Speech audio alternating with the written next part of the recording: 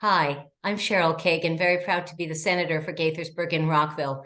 Welcome to this week's edition of Kibbitzing with Kagan. Now that the Senate has adjourned, I decided that I'm going to chat with a bunch of cabinet secretaries because in the Moore Miller administration, there are some of the most extraordinary leaders ever. So my very first of those guests is Joshua Kurtz, the Secretary of the Department of Natural Resources, or DNR. Secretary Kurtz, thank you so much for taking time out to chat today. Absolutely. Thank you, Senator Kagan. And I'm honored to be number one of the cabinet secretaries on the tour. So thank you very much for having me today. I appreciate it. Absolutely. So I have so much to cover, and there's so many exciting programs and attributes of DNR, the Department of Natural Resources. But let's start with your background.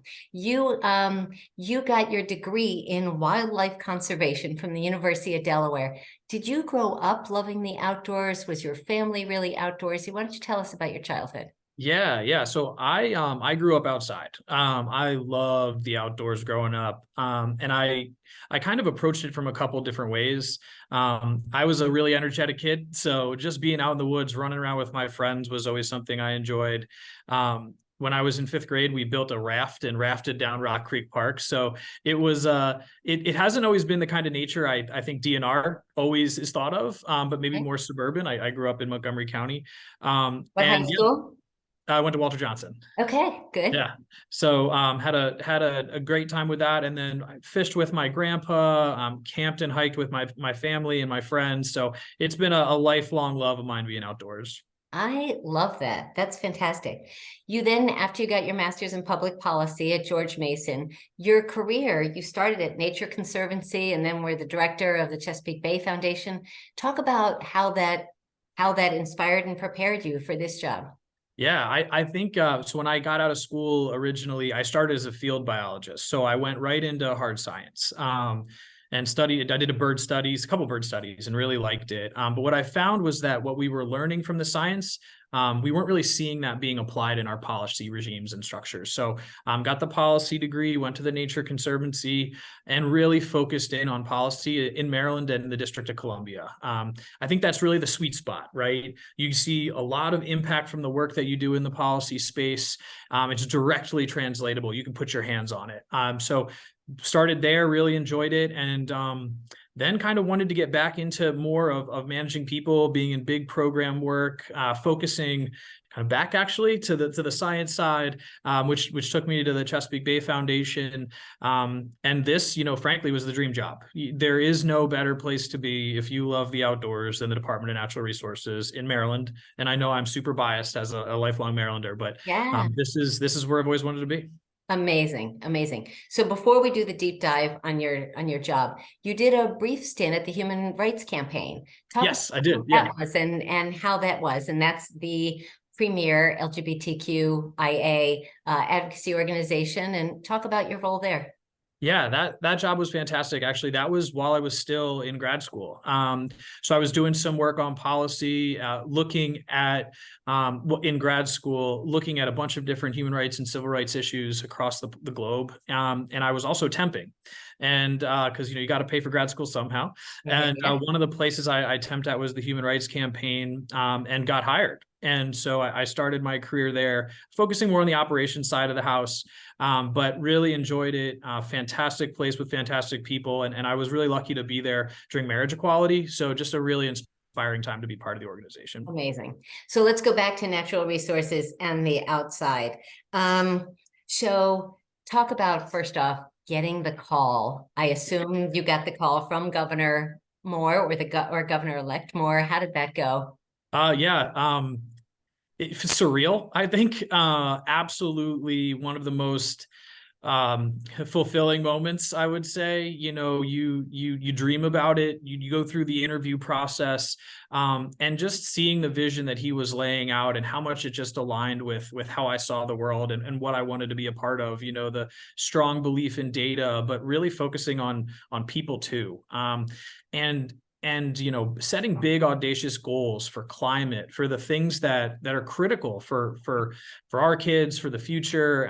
So I was just really drawn to the vision, to the mission that they were putting forward, the values. So it was yeah, heart skips a beat, you know, and you got to kind of compose yourself and say yes. So it was fantastic. Amazing. And then you're in the room with all these other remarkably talented people when you're at cabinet meetings. Yeah, it's a little overwhelming. I think the thing though is like everybody is very much that driven, hungry, and cares. You know, these are people that want to see Maryland just continue to thrive and prosper and truly believe that, you know, we're working for every Marylander. Yeah. All of our focus is ensuring that we are creating a brighter future for every single person in Maryland. And there's a lot of energy in the room, and it's just a truly inspiring place to be. Cannot imagine. That's awesome. What sort of department did you inherit from 8 years of the Hogan administration? What was the vacancy rate? What was the biggest challenge on day one, week one, month one? Yeah, I think it's the vacancy rate was a big problem. We're about 14%. DNR has been and is we're kind of regrowing the muscle. One of the premier science institutions in the state. And really needs to be for us to make sound management decisions. And I think what we saw was some places where the science hadn't really been leaned on so heavily, but still tremendous scientists in the roles. So what's been really great for me is seeing kind of that reinvigoration of the staff. You know, they're thrilled. You know, the number of times people stop me and they're like, hey, I want you to see this data layer that I've put together, or this project we've been working on in partnership with, you know, a wide range of folks. So I think it's been really fun to kind of be a part of that re-inspiration of what has been and will continue to be just a phenomenal organization.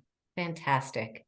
And it's so fundamental to our survival, as well as, you know, how people work, how they play, small businesses. I mean, it's, you know, nonprofits, obviously it touches every aspect of our economy and our quality of life.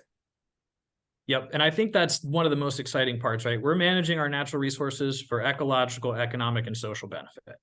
And to your point, every part of life is touched by the Department of Natural Resources, and something that, you know, it's fun to be able to think, you know, how do we take the next best step for everybody in Maryland? Love it. The 40th anniversary of the Chesapeake Bay Agreement is happening now. Again, when there are changes politically in our partner states and in Maryland, how is it working with, and I'm not going to ask you to slam Governor Glenn Youngkin in Virginia or anything like that, but it's a lot different when you've got a partner in Pennsylvania and maybe not so much of a partner in Virginia.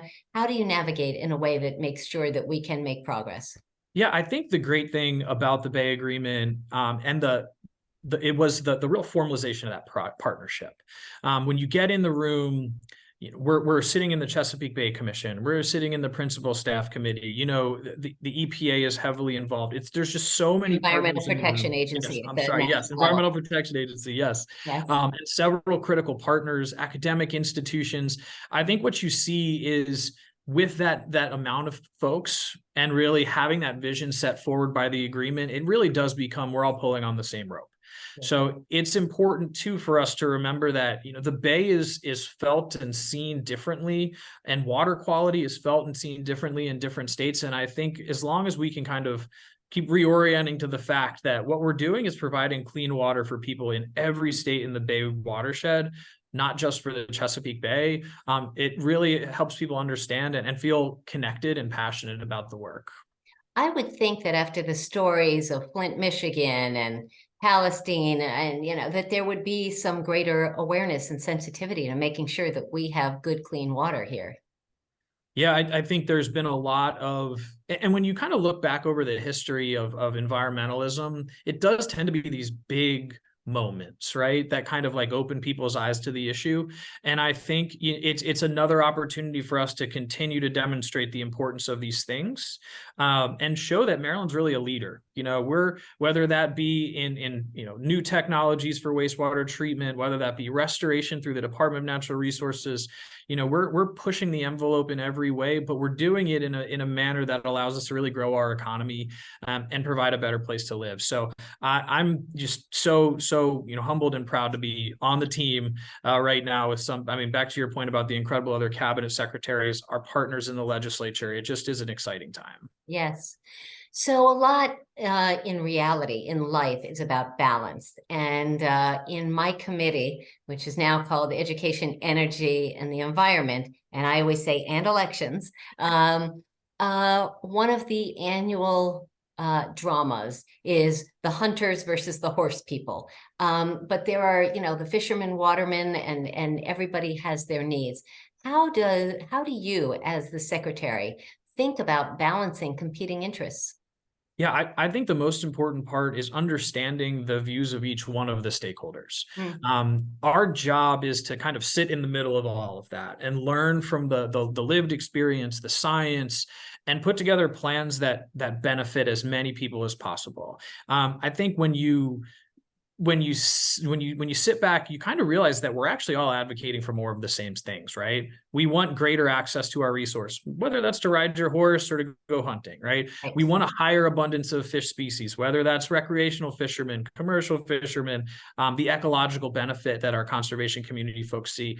I think it's important that we as the department just keep realigning to what we're trying to achieve, and then figuring out the how we get there that allows us to do it most effectively and in a way that's guided by science and data. Great answer. And I'm thinking that the bigger challenges are yet to come in trying to keep all the interests satisfied and understanding they're not going to get their whole way here. But Yeah, well, I think I had a professor at the University of Delaware who talked about natural resource management as a spectrum, right? If you're doing it right, you're at the middle, and you're going to have kind of some people who are unhappy on either end. But as long as the majority of folks are at least grumbling or like, it's okay, like that's fine, right. then we're in a good spot. And again, as the natural resource manager for the state, we're holding the public trust, right? And so we need to make sure that any decision we're making, we have the science, we have the data, we have the feedback to back it up. And that's really the priority there, being open, transparent. I think that's how we do successful natural resource management. Right. So DNR, more than I would venture to guess, most of the cabinet level departments really interacts with the public, and if not directly, then certainly indirectly. So I'm going to run through a bunch of things, and I want folks to be able, those that are watching this, to learn about how the Department of Natural Resources is offering great services, great programs, and information that they're going to find interesting. So we are interviewing today, we're having this chat on Arbor Day, and you've got a program to plant 5 million trees, and you want it to be Tremendous, Maryland. Yes. Why don't you tell us about that? Yeah, so very exciting, an incredible goal put forward by the legislature to plant 5 million trees across Maryland. We're going to combat climate change. We're going to improve water quality. There's just so many benefits. And so what we're really looking to do through this program is build partnerships. At the end of the day, when we do projects at DNR, we're doing them in your communities. Yep. And so we want to make sure that the projects we're doing align to multiple benefits. So the big focus for us is making sure that we're building a really sound delivery of those projects, so that we can really, help communities get the multiple benefits they can get from things like trees. So very exciting time here. I think we've got over 500,000 trees planned for planting in this planting season alone. So very excited about that program, and well on our way with our other partners. I think that's the other great thing about the way this was set up. MDE, MDA, planning. Maryland Department of the Environment, Maryland Department of Agriculture. Department of Planning, yes. So yes. Again, very important. And then, several Department of Health, actually, we had a planting with them last week and a half ago. It's fantastic. Nice. Great. And I want to give a shout out to former District 17 delegate Jim Gilchrist, who sponsored the bill on the trees. DNR has a photo contest. Talk about that. Yeah, so I think you could argue that we are responsible for some of the most photogenic creatures and places in the state. And I think one thing we love to do is engage people and have people kind of help us and tell the story of our spaces through their eyes. And the photo contest really allows us to do that. And it's just a lot of fun. You can go to your website and learn all the rules and the deadlines. Yes. DNR has an app. Tell us what they can find on the app. Yes. DNR. Yeah, so we've got a few things that we are trying to do right now digitally, whether that is helping you find our parks, Okay. helping you get around in our parks, licenses, so your fishing licenses, your hunting licenses online, really understanding also some of the things that you're going to see in our parks, our wildlife, our bird species, our native plants, constantly thinking about and working on how do we better educate and inform, and then also create that platform where people can engage around our natural resources. So let's talk about the state parks. Yeah. Former Lieutenant Governor Boyd Rutherford made it a plan of his to visit every single Maryland state park. Yes. So talk about how many they are.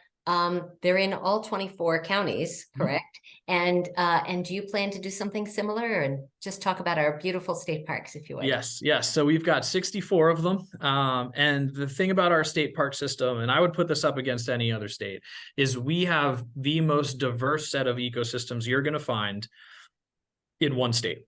The only thing we're missing is rainforest and desert. That's it. Everything else that you can imagine. When people say America in miniature, yes, they mean it. They definitely do. And the other thing about our parks that we're really focused on too is what are new opportunities for outdoor recreation? Yes. I think during the pandemic, especially, people started going outside and recognizing that there were a lot of things that they wanted to do, whether that was rock climbing, whether that was, yoga, stand-up paddleboards are incredibly popular now. Many of the man-made lakes in the state are actually, administered by the department, and we provide water access. So it's a really robust area. It's a really robust system. I have been to 16 of the 64 since I started. We just had Maryland State Parks Week, and I did 9 in 6 days, which was fantastic. I've been to, previously to starting this job, I've been to about 50 of them. So I have a lot of experience in the system. It's just, if you have not been to a state park, please finish this podcast and then go out to the state park. There's just a lot to do, and we're really excited about the system. That's awesome. Now, accessibility and convenience of our state parks. We have passed legislation on that. So talk about, if you would, access for people with disabilities, for people whose native language is not English, and convenience in terms of mass transit and stuff, people who don't have cars. How well can they get to some of our state parks? So all three of those are things that we need to do a better job of. I think one of the things that was really encouraged by in our park visits was the number of new facilities around ADA compliance. We're doing a lot more, especially with access to water for our disabled community. We actually had the Secretary come out and join us for one of our visits. Secretary of Disabilities? Yes. Secretary Beatty? Yep, Secretary Beatty. Come out and join us at Tuckahoe to see a new fishing pier that is ADA compliant, and several new paved paths there, as well as an ADA compliant kayak launch. So we're doing a lot. We've got several parks now where we're piloting kind of this ESME Parque program, where we're piloting Spanish language. Sandy Point State Park, which is one of our most popular and most visited, now has a Spanish language. Have you been? We still have to. Yes, So it has a Spanish language nature center, and we're planning several more of those in partnership with the Chesapeake Conservancy and others. So working really hard there. Transportation is a big piece of this. Yes. We struggle with kind of capacity closures too, often related to the fact that so many people are driving their cars. So the more opportunities we have to bring public transit, mass transit to the park systems, the better off we're all going to be. And that's something we're looking at. And we have a great partnership with MDOT and our State Highway Association. Maryland Department of Transportation. Yes. Oh, I'm failing at this, Senator. No. I just want to make sure that anyone who's watching can figure out the alphabet soup that we use so comfortably. I still have a ton more questions, so I'm going to just keep plowing through here. The service year, which Governor Moore, the Moore-Miller administration just signed into law and is the very first of its kind in the country, where young people who have graduated from high school or gotten a GED can take a year and give back to the community and get engaged for pay. So I assume that your department might be a great place for some young people We are very excited about this here. The department has multiple conservation corps, the Maryland Conservation Corps, our Veterans Conservation Corps, which are set up to basically be service years. Nice. They are, what we do is we provide people that enroll with the opportunities to learn a few different skill sets, to get different experiences, primarily in our state parks. But we see this service year opportunity as just, central to what we're doing in managing our state lands and to managing our resources. I think there are so many career paths, whether it be in forestry and natural resource management, science. We've got the geology department. We've got it all. You got it all. And a lot of this work, we talked about staffing rates earlier, but a lot of this work has been done in partnership with our educational institutions, our research institutions. And we really see this as a fantastic opportunity to bring more folks into the community, but also provide a wide range of different experiential learning and on-the-job learning to support the service year. Love it. And the governor has always talked about how service is sticky, and it builds relationship and builds a lifelong commitment to community. So maybe it will also build a lifelong commitment to the outdoors, to our parks, and to conservation. Social media. DNR has a wonderful band of lots of different ways of accessing the Department of Natural Resources. How important, and do you do any of it yourself?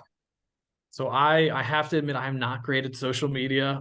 It has never been something that grabbed me. But I think our social media team is fantastic. And I am really excited about how we communicate our science, right? That's always been a challenge. Wow. Science can be incredibly, dense and really difficult to understand at times. But I think confusing, yes, over people's heads. Yeah. Yep. Yeah. But I think social media, it forces you to think in shorter sound bites, visuals, and I think that is, that's really the future of how we can communicate science. And so that's something we're really going to push on at the department. It's also incredibly impactful for helping us, just inform people what's going on our state lands. Do we have a capacity closure?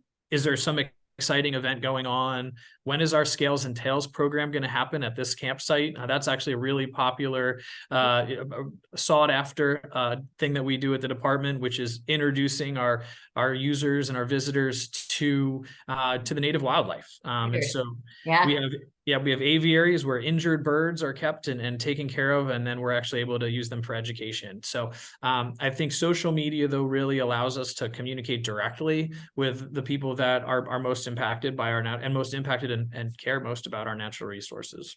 Great. A few more questions before we get to our Fast Five.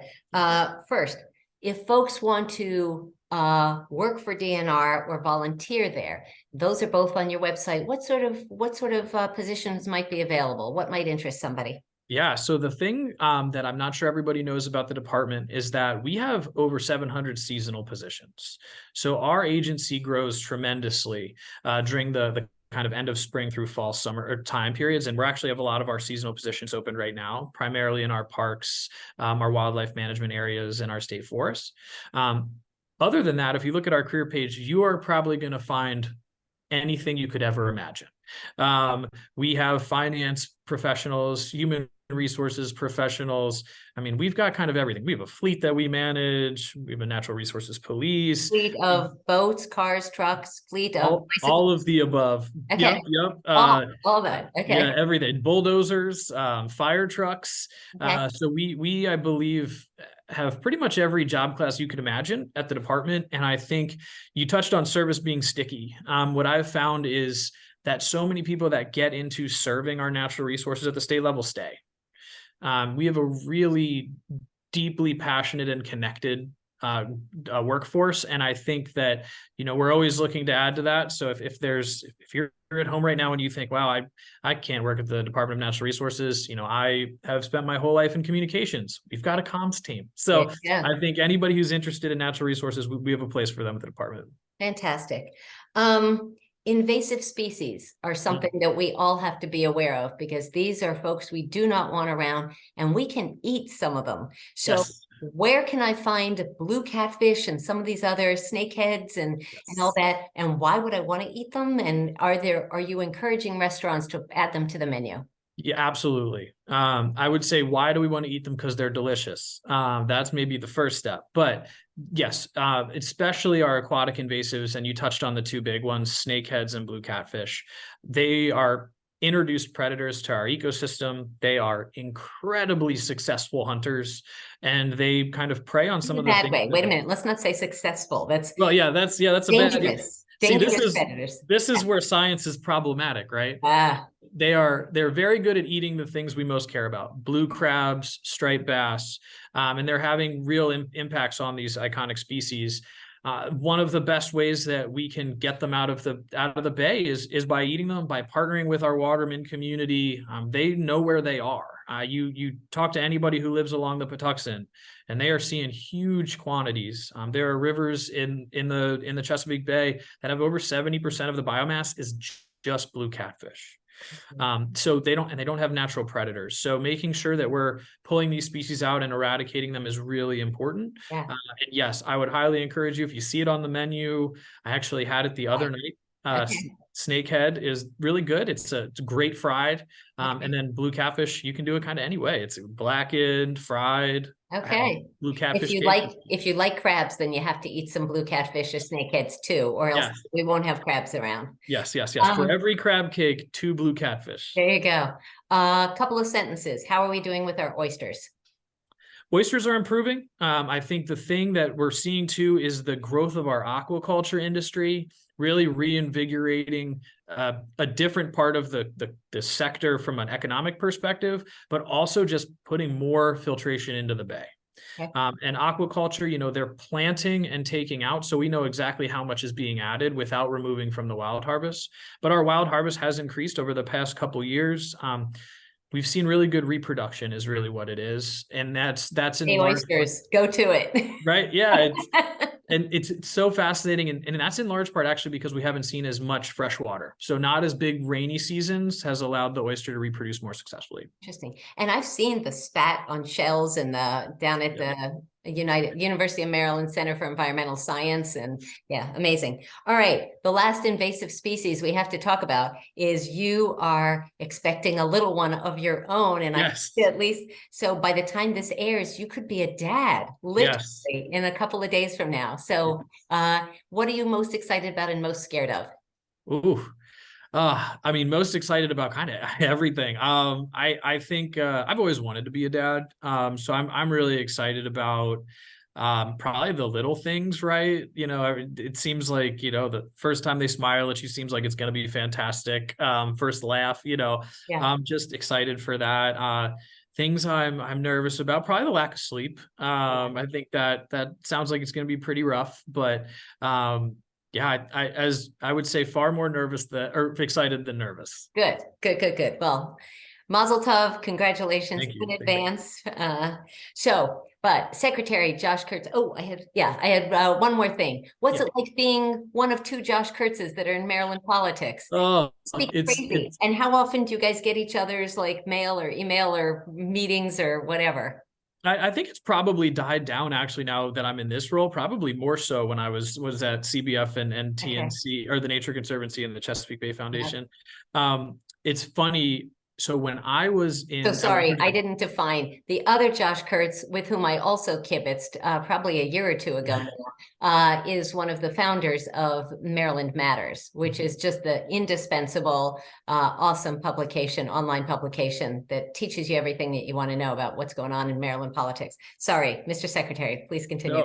No. So Josh Kurtz actually and I overlapped. I don't think he knows this, but when I was in high school, my friends were on the yearbook. And he had a byline picture, and my friends got all the way up to the final draft with his picture in the yearbook. So it was very close to Josh, the other Josh Kurtz, being my yearbook picture when I was a senior. So it's I've known about him for a long time and had the pleasure to meet him several times.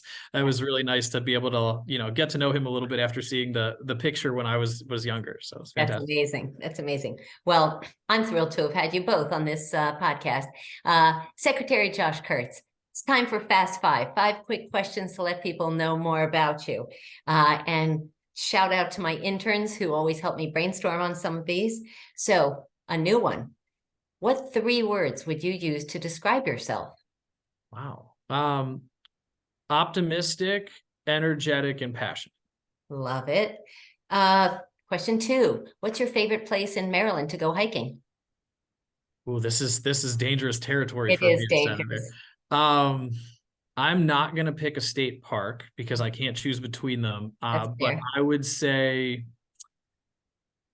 the Sidling Hill Creek Preserve for the Nature Conservancy. Nice, nice. And that's in Western Maryland. That's out by Rocky Gap. Correct. Yes. I Yes. actually know that because I Yeah. used to, and this is the first edition of the podcast since my speaker, Cass Taylor, has died. And he was my speaker when I was in the House for 8 years. And so drove past Sidling Hill all the time. So question 3, as a child, what did you think you wanted to be when you grew up? Oh, marine biologist. Okay. Yeah. Question 4. So you're this healthy outdoor guy. What's your secret, like junk food Taco addiction? Bell. No doubt. Taco Bell. I don't know what it is. I love a cheesy gordita crunch. Okay. Okay. Ick, but okay. Question number 5. And as you know, it's the one that I ask everyone. Secretary Joshua Kurtz, what is your hidden secret superpower? What is a skill or talent that you have, something you're really good at that most folks can't do? So this is interesting because most of the things that I'm really good at, I actually think people are also really good at. But I would say my secret superpower is being able to go anywhere in the world and relate to the person I'm talking to. That's huge. That's amazing. Okay. Well, Mr. Secretary, thank you for stepping up. Thank you for helping to lead such a huge and important department. I am grateful for the opportunity to get to work with you, and I'm grateful for the opportunity to chat with you today. Thank you, Senator Kagan. It was, again, pleasure to be here. Really enjoyed it. And I have very much enjoyed working together over the course of my career and looking forward to that continuing. So yeah, thank you very much for having me. Good luck getting some sleep. Good luck with the baby. I will see you very soon. Take care.